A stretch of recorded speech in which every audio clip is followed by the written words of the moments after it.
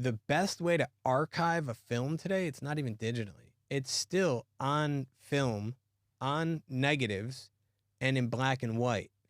Why is that the best way? And the process for recoloring it in terms of what colors, like how much cyan, how much magenta, how much yellow you'll add back into that, that's all kept with it in an underground bunker.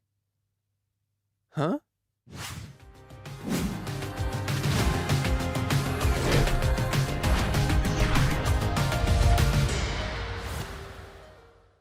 In December, I was the guest on an episode of the Youristics podcast hosted by Koby BenMelach. Youristics is about how humans interact with technology. For the full unedited episode of that Youristics podcast, click on the link in the description. The next few episodes of The Business of Entertainment will be a mini-series of clips from the recording I did with Koby and will feature additional commentary at the beginning and end of each of these episodes. In this episode, we'll start with some of my credits and then go down the rabbit hole of the history of photography, film emulsion, and who uses film today.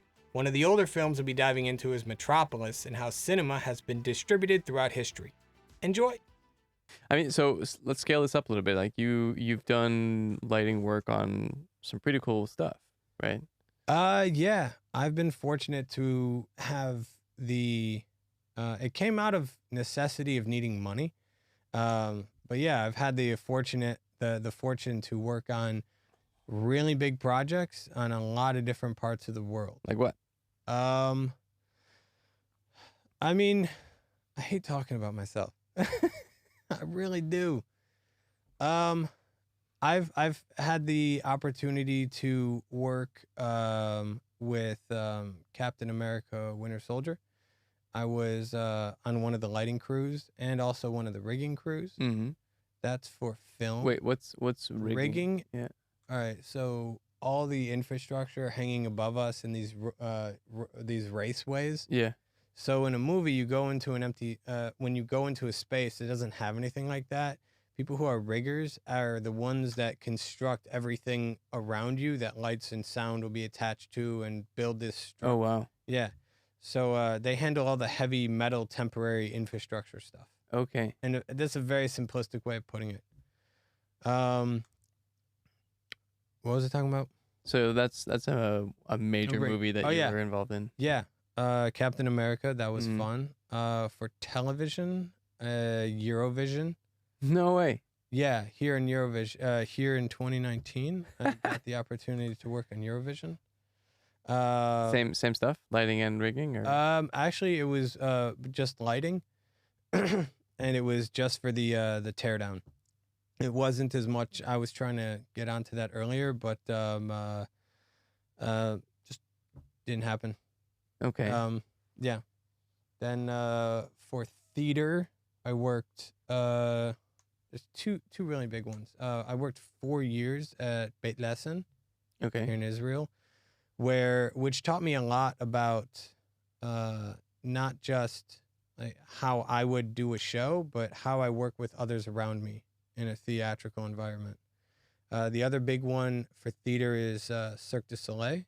Right. The opportunity to work with them. Yeah. For corporate, AVISPL, who has me on site here at Google. Yeah. Photography. I've also done photography. I don't think you know that about me. So I've also done photography. I have had my work on the front page imprint of the Jerusalem Post above the fold. Cool. Yeah. You're as a photographer. Mm-hmm. Cool. Yeah. Wait. Okay. So I'm a superhero fan. Let's say. Ooh, which one? All. Oh, you like hypothetical? Sorry. No. I mean, I love all superhero movies. Mm-hmm. I think it's a must watch for kids, I would say. Anyway, so I'm pretty certain I saw that movie, the Captain America one, right? How long was that for you? Like how long were you on the set there? Many sets. I was working in Cleveland, and we were Cleveland. Yeah, I was. But they were filming in Cleveland? Yeah, a lot of movies film in Cleveland, Ohio. What? Yeah, they have really good tax incentives in Cleveland. Cleveland has given the movie. I'm not speaking on am I on camera? I am not speaking on behalf of the film commission. I am only speaking with conjecture and allegedly. Okay. Allegedly. You sound like there's a movie mafia that's out to get any detractors. It's not a movie mafia. It's just I'm not trying to speak on someone for what I'm about to say. Okay. I feel that the Cleveland Film Commission has given carte blanche to major motion pictures that are going to bring a lot of work to Cleveland. They've shut down several for Captain America. They shut down like 6 kilometers of highway. Of like major highway connecting like east to west over the coast. I had no idea. Yeah. They've shot at the Cleveland Browns. There was a movie about the Cleveland Browns being shot at the same time as Captain America. They had like just aside from just that, there are a lot of superhero movies that have been shot in Cleveland. No way. Yeah. Fast and Furious 8, 7, 8. One of those did filming in Cleveland. And other cities around Ohio, such as like Cincinnati, Columbus. Yeah. Oh, I did an American Express commercial in Toledo. Is that Toledo? It's like northwest. Still in Ohio? Yep. Toledo, Okay. Ohio. I had no idea. So Yeah. it's just a tax thing? Yeah, it's a tax thing, but also it's when you want to shoot in Los Angeles, I think people there are it's very expensive. Aside from like tax benefits, it's just in general very expensive. Mm. And I don't think people there are as keen to wanting to have their day ruined because like some director's trying to get it shot for the day. So they shut down like Sunset Boulevard just for this one scene when you could go and shoot it somewhere else for like, I don't know, a third the price. Yeah. And get more time and more space in this area that you can, transform with the set department and the production designer to make it look like Sunset Boulevard or make it look like they made Cleveland look like Washington D.C. Yeah, they renamed bus stops, put in subways that don't exist. Holy shit. Yeah, they like not just the subway. I'm talking about this like fake stairs. So it'd be like what would look like a subway escalator entrance or whatever at this intersection in Washington, D.C. Yeah, they would like literally plan out, all right, I want this entire section of highway and road to look like Washington, D.C. Wow. How do we do that? I had no clue that Cleveland was the bastard brother of Hollywood. Yeah, not even just for film. Actually, Cleveland's been a hotspot for theater for a long time. I don't know if you're not into the world of theater, there's Cleveland, Denver, and a few other cities that aren't necessarily noted, like given notoriety to the general public about how they're involved in entertainment. But Cleveland Playhouse Square has been home to theater. And I mean, like any Broadway show that has a touring version of their show, it will go to Cleveland, it will go to Denver, and there's like 3 other major cities. I forget what they are. Yeah. There's like 5 at the time that I remember having read this. There was about 5 major theatrical touring cities. And Wow. Cleveland was one of them. Is theater a big deal in Cleveland? I mean, I know that there's an industry there, but do people actually go? Yeah, it's actually kind of a big deal in Cleveland. No way. Yeah. That's cool. You always think of Broadway being great, which it is. Times Square is pretty amazingly overwhelming. Yeah. There's a lot of lights and billboards. Shitty seats, though, I have to say. Depends where you go, though. I was at the Richard Rodger watching Hamilton, and we were sitting on the balcony, the second row from the front of the balcony. And? It's great. I could see the whole set. I could see how things moved. I could see the lights and everything like that. Okay. I got a story about that. I just Go ahead. I figured out how to get on stage on a tour of that show. What? Yeah, I got a private onstage tour of Hamilton for free. How? Okay. The person who brought me I was in New York with a friend, and he came back to the room, the hotel room the next morning, and he was like, guess what? I got us tickets. And I was like, to what? He was like, Hamilton. And I was like, how? He's like, don't worry about it. So I was like, man, how can I repay my friend back? I was like, I want to try and get us on stage. How can I do that? Because like you'll see if you look at when that show was really like in its beginning at Richard Rodgers, there was press, there were celebrities like Steven Spielberg went there. Mm-hmm. I mean, Mike Pence went to go see the show. That was a weird interaction. But like really high profile people would go and see that show. Mm-hmm. So I was figured out who I would need to talk to. And I talked to that person and I said to them, hi, my name's Neil. I'm from Israel. I do lighting. And I know I've been really excited to come and see this show now that we have tickets. I flew all the way from Israel to come here to see this show. And I'm wondering if there's someone who I could talk to after the show about the lighting. Okay. And this guy pauses. He looks at me. I don't break eye contact.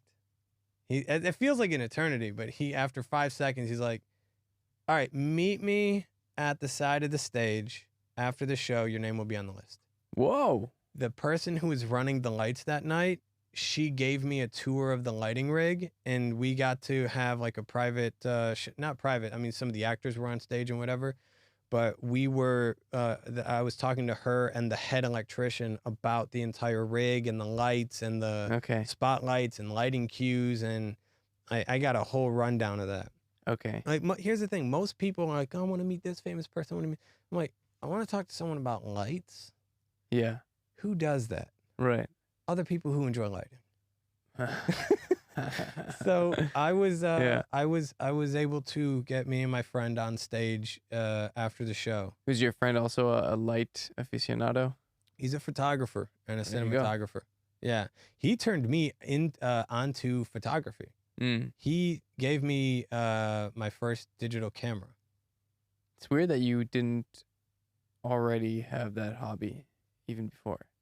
Like if as someone that's so now into lighting, like why? I kind of did. Back in like high school and in middle school, I was doing photography in the dark room, developing film and things like that. Okay. And I hated color film because you could never work in black and white photography. You could have the dark light on and work in an environment with. You ever been in a dark room? No. You ever seen a dark room? In movies and film. That orange light, Yeah. whatever. Yeah. So that orange light is real, and it's a special light designed with wavelengths to not interfere with the photo, with the chemicals in the photo paper, so that it won't develop it.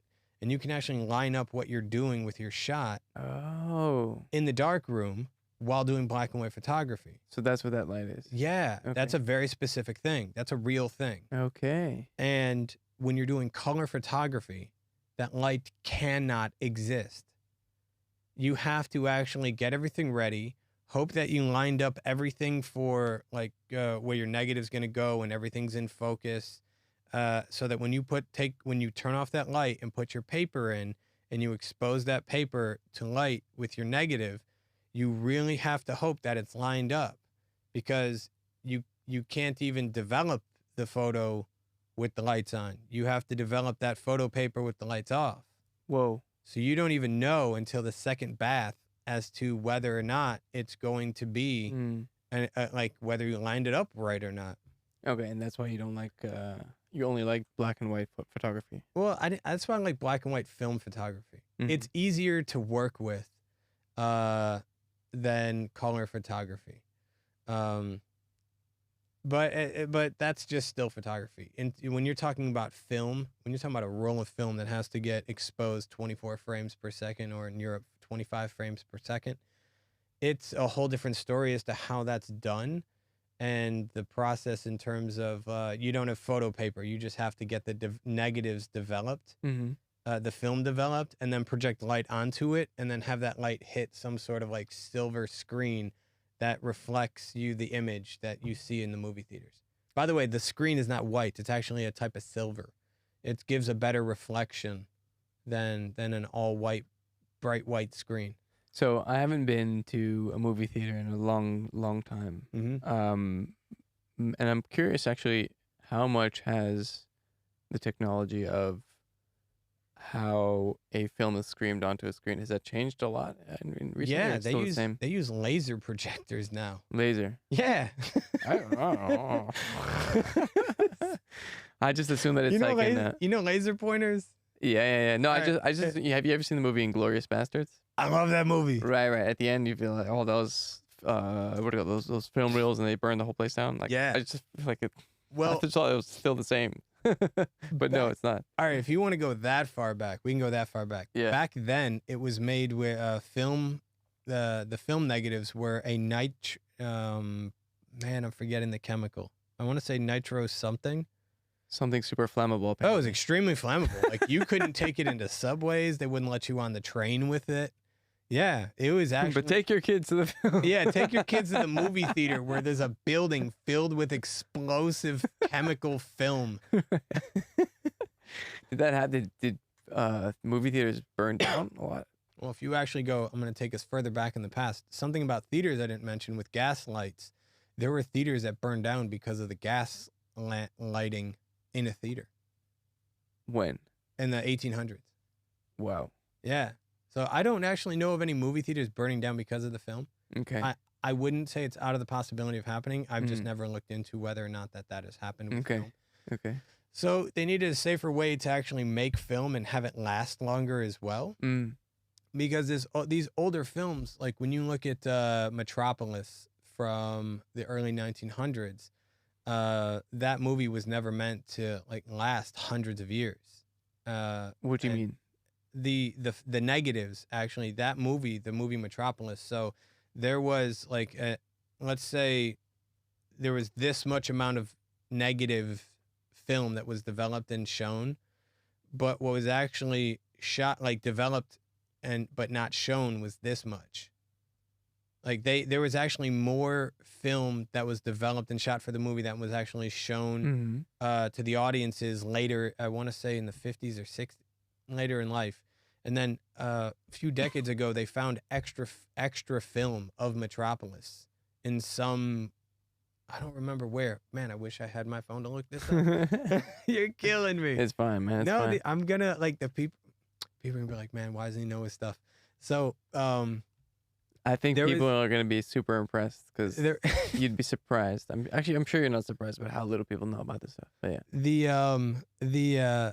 There was extra negatives of that movie that was found a couple decades ago. Okay. When that movie was shot in the early 1900s. That film should have never lasted this long. And it's been, what they have in its entirety now is about 90% of what the original movie shown was, I think is what the consensus is, 90 to 95.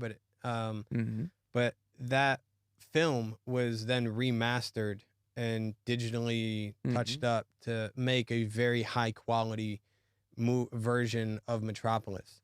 But so we went from That's wild. Not having any film, like the first photograph in the 1700s, to then in the early 1900s being able to do, like a Nickelodeon where you put 5 cents in or sorry, not 5 cents, like a penny in, and then you like turn a wheel and it would just show something in front of you, like the horse racing.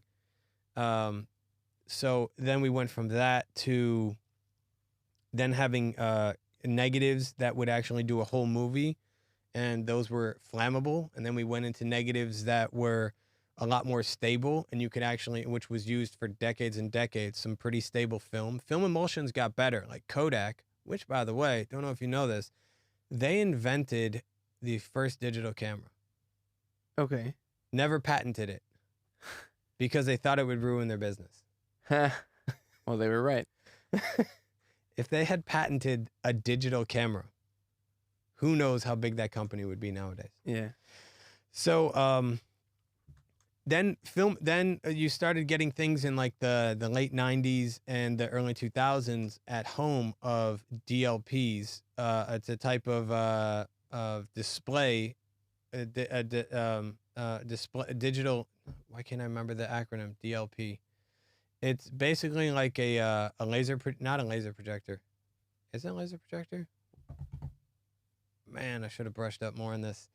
So you had DLP TVs where if you're sitting right in the center, there was an image projected onto like a plastic I almost want to say film, but it's really like a big lens. Okay. And then that lens would actually, so you'd have like back here, you'd have light being shot at this big square. Okay. That's a DLP screen of this big, like 42-inch TV.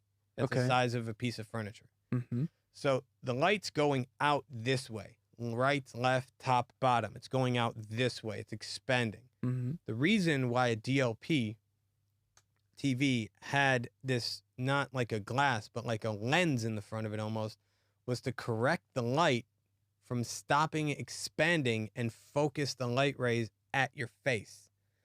And you could actually see the image more clearly in the middle than you could on the left or the right of the image. Not clearly, it would be brighter and the most clearest in the center. So you started taking some of that technology, some new projection technologies, and bringing that into theaters. And now what they have are digital laser projectors. And instead of sending film, like let's say you have what used to be like a 4,000 theater wide release in the early 2000s or whatever of, let's say, of X movie, you would have to deliver all 4,000 copies of that physically in film to the theater and have them test it and have a backup in case it broke. So you're talking about almost 10 for the biggest movies, almost 10,000 copies of something on a negative. 10,000 copies. Well, if you have a wide release of over 4,000 theaters and you have, Oh, I see. and you have to have at least one, you have one and a backup, so like you don't have to wait for something else to arrive. Right. You multiply that 4,000 times 2, it's 8,000 copies. Right. Across the country. Yeah. Across the country, the world, Right. what have you. Right. Now, there's something called DCP, Digital Cinema Package, where that content is now delivered in an encoded in a digital format to the movie theaters in an encrypted way. Martin Scorsese, I believe, has. I remember hearing or reading or seeing this somewhere. Martin Scorsese has a digital cinema projector in his home. I mean, why not? I mean, why not? Yeah. If you're gonna have a home movie theater. Don't quote me on that, but I'm really sure. Yeah. I'm really sure on that. So even he's like Mr. Old School on this stuff. He likes the new ways of doing things. Yeah. I mean, I guess to a point, you look at someone like his counterpart, the younger version of he lives up the street. Reservoir Dogs. Quentin Tarantino. Thank you. Quentin Tarantino. Like Quentin Tarantino. He does live in Israel, doesn't he? Yeah, he does sometimes. You see him on the news every now and then here. But like, oh yeah, Quentin Tarantino. Yeah. So you have a guy like Tarantino that owns the Beverly Cinema. Okay. In California. And it's like almost all just film of like older movies and that is literally just a love to film and cinema. Where I mean he might, I don't know what Tarantino has in his private collection, but he owns the Beverly Cinema, and literally you can go do a double feature, and some of his movies you'll see, but like he'll just have them show interesting movies that he loved growing up, and he has like multiples, amazing, not multiples, but like amazingly diverse type of filmography there. But these films weren't digitized, and then this is talking about the original copies. Sure some of them were, but he has, I believe, original copies on film. Oh wow! Well, that's weird. Like in the as film emulsion got better, when Kodak and Fujifilm were making better film, the best way to archive a film today, it's not even digitally. It's still on film, on negatives, and in black and white. Why is that the best way? And the process for recoloring it in terms of what colors, like how much cyan, how much magenta, how much yellow you'll add back into that, that's all kept with it in an underground bunker. Huh? Yeah. I really wish I had my phone to tell you more about this. I just thought about this now. So yes, there are some vaults of Hollywood movies where when they want to keep an actual archived copy that will last 100 years, it is in black and white negative film with color additive information as to how to reprocess this film as it was intended with color. That is so weird. Who came up with this idea? Who came up with this idea? Like, what? Why bury? I don't know. Movies, you know what I mean? You could just get the DVD or whatever, you know what I mean? I do not know who came up with that specific process. It's almost like there's like an apocalyptic undertone to it. Like, you know, if the world is destroyed, you know, find the vault with the. We're gonna destroy ourselves hundreds of years from now. Someone else is gonna visit, or something else is gonna visit this planet. Right. Go into the bunker and be in. And pull up a Tarantino movie, Reservoir Dogs, and be like, no wonder these people don't exist anymore. Yeah, it's weird. I find the technological progression of entertainment to be absolutely fascinating. Each aspect of what was discussed could be itself an hour or two of just digging deeper into what motivated each generational leap in technology. For me, the fun part comes from learning about the methods of the past and understanding how to apply them to new ways of working with them in modern productions. Come back again next week, where I'll be talking about production and management logistics, set safety, and how this career is sometimes a thankless job. Thanks for joining me on this mini-series about lighting and camera. I hope that these episodes have had an impact on you. And please don't forget to like, and subscribe. See you in the next episode. Ciao!